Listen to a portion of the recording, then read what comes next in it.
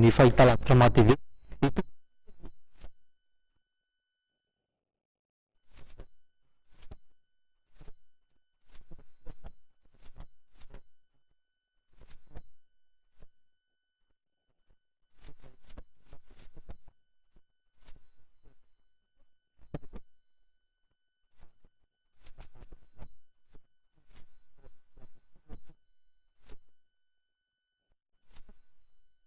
politika samihafa eto amin'ny firenena ny tsikaritra aloha ny voamera malotena misahana ny fifidianana na ny seni dia efa manao ny ainy tsy ho zavatra amin'ny fikarakara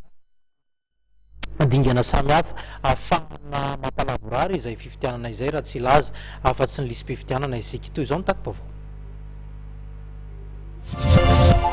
raha ny voalazan'ny lalam-panorenana 30 hatramin'ny 80 andro milohan'ny faranany fitoampiasan'ny filoham-pirenena izany hoe eo anelanelany 10 novambra hatramin'ny 10 desambra 2024 no anatanterahana ny fifidianana filoham-pirenena tsy maintsy ao anatin'ny andro fiasana izany hoe manomboka ny alatsinainy hatramin'ny zoma no anaovana azy ary 90 andro milohan'ny datim-pifidianana farafatarana izany hoe ny 10 aogositra ny tokony amoahan'ny gouvernemanta ny datim-pifidianana raha nambarany teo anivon'ny seni dia nanamafy fa miasa amin'ny fanomanana ny fifidianana filoham-pirenena izy ireo. Mikasika amin'ny fiomanana amin'ny fifidianana dia hoan'ny voamera-pirenena mahalotena misahana ny fifidianana dia tsy mametraka ady hevitra intsony ny senia ny amin'ny karazam-pifidianana atao sy ny datim-pifidianana fa ny asa fanomanana rehetra izay ataon'ny senia amin'izao fotoan'izao dia asa fanomanana mifandraika amin'ny fifidianana filoham-pirenena. Asa fanomanana fifidianana mifandraika amin'ny fifidianana filoham-pirenena izay ho tanterahana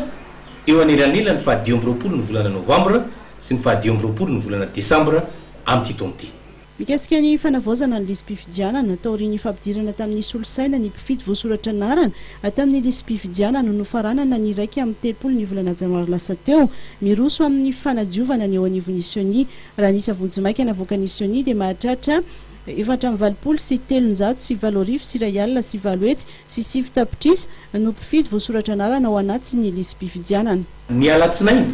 no have alefa any amin'ny centre informatique régional indray ireo lisy mpifidianana madio ireo dia izay vao atomboka ny fanontana azy. Ny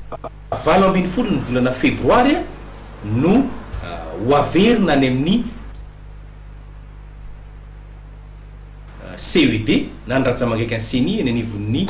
district ny lisy mpifidianana eo zany no ataony soni famaranana vonjimaika amin'izay zany hoe ny arretage provisoire ny lisy mpifidianana. Arak'izany dia any amin'ny 10 febroary hatramin'ny 17 mars no hiverina eny anivon'ny fokontany ny lisy mpifidianana.